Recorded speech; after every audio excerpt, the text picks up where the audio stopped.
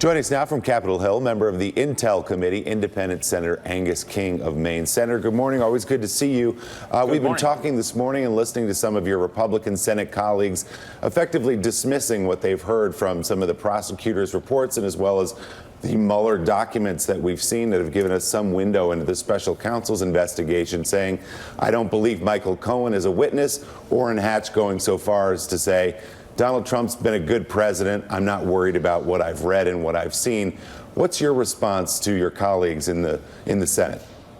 Well, I think there are several responses. Let's talk about Mr. Mueller first. I thought the filing last week that really should chill the White House most thoroughly was the one from Michael Flynn, because he's at the heart, or was certainly in the room where it happens, if you will, on the relationship between the Trump campaign, if any, and the Russians. He was in Moscow at dinner with Vladimir Putin in December of 2015. He was a high advisor to the president throughout the campaign into the transition. We know during the transition he was in touch with the Russians. And I think what's a little chilling for the White House about that is that he obviously is giving a great deal of information to the special counsel. They recommended no jail sentence, a kind of prosecutorial pardon, if you will, and there was a lot of material redacted. So that goes to really the heart of what relationship, if any, there was between the campaign and the Russians. That's the one I think is the most serious. What happened in the Southern District of New York with Michael Cohen is also serious. It's a felony, but it's of a different order. And I think the discussion really should sort of wait until we see the full scope of what the Mueller investigation and our investigation at the Senate Intelligence Committee comes up with. Senator King, I want to ask you for a sense of what's going on in your home state of Maine with regard to all of this. It's like a fire hose of news events every day. It sure is. But I suspect that most people up in Brunswick, Maine, or Portland, Maine, aren't walking around tweeting all day and everything like that. But when you go home, can you speak at all to the sense of exhaustion that many people might be feeling about all of this, exhaustion and frustration? Well, I think people are frustrated, and it breaks into groups. We had, in some cases, my election is sort of a microcosm of where people are. My Republican opponent got 35%. I think that represents a hardcore Republican Trump base. My Democratic opponent got a little bit over 10%. That's the sort of progressive Democratic base. Unfortunately, I got the rest. But there is a third of the state, just as there is a third of the country, who believes the president is under siege improperly and all those kinds of things. And that's one of the reasons I think we have to wait and see the full scope of what the president is charged with. To be talking about impeachment now only will inflame that third of the country. They'll feel it's a kind of coup or revenge or something like that. Impeachment is a very high standard in my view. And so people are, I think one way to put it is people are waiting for the other shoe to drop. Senator, good morning. Steve Schmidt here. You serve as one member in a body of 100 people, known formerly as the world's greatest deliberative body.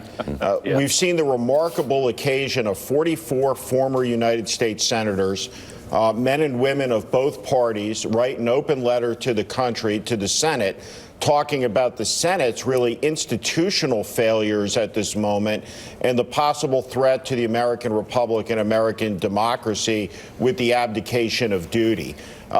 Would you react to that letter? What is its impact, if any, inside the United States Senate? What have your colleagues said about it? How extraordinary did you find it? I found it quite extraordinary, particularly when you went down that list and saw all those people were. It was a very bipartisan group and a serious group, people that have made a real impact on this country.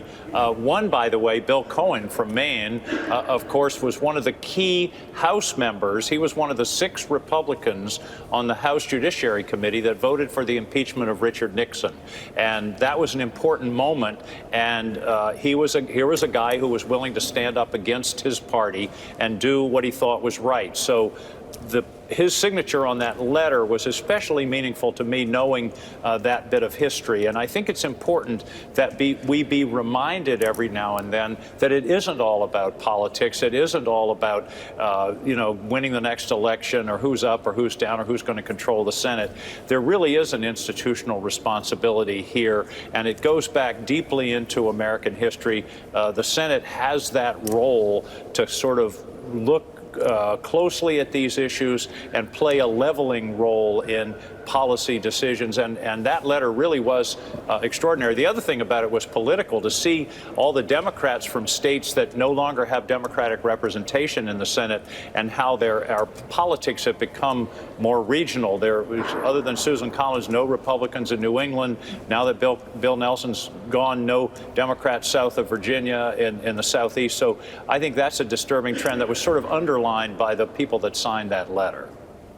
So, Senator, the president's in the middle of a tweet storm about the border wall, border security. Are we going to get to an agreement on the wall? Well, I hope so. And here's the thing about the wall that I think I haven't heard discussed very often. The issue with immigration now is not people swimming across the river and sneaking into the country illegally. These caravans, these people that are coming, are asylum seekers who are coming to ports of entry. They're coming to the gates, and putting a wall across southern Arizona or Texas or New Mexico isn't going to affect that. The other fact is that 40% of the illegal aliens in the country today are here because they overstayed their visas. In other words, they got here legally. This is a long way of saying that the wall isn't the answer to the immigration question that we're facing today. There was a time when there were a lot of people, breaking into the country, in effect. That's not happening anymore. These asylum seekers are coming to places where they're supposed to be. They're not trying to climb over a wall. So it's just not the right solution. It doesn't make sense economically. $15–20 million a mile. So there are a lot of better ways to secure the border. One other thing, and one of the president's tweet this morning said this. He's making it sound like you're either for the wall or open borders. That's right. Nonsense. Nobody I know here is for open borders. I voted, along with 2/3 of the Senate in 2013, for the strongest border security provision ever attempted by the Congress as part of the comprehensive immigration reform. Nobody's for open borders. It's a question of smart border control, doing it in a humane and sensible way that also makes sense for the American taxpayers. All right, Senator Angus King, always good to see you and have you on the show. Thank you very much for being on. Thanks, Mika.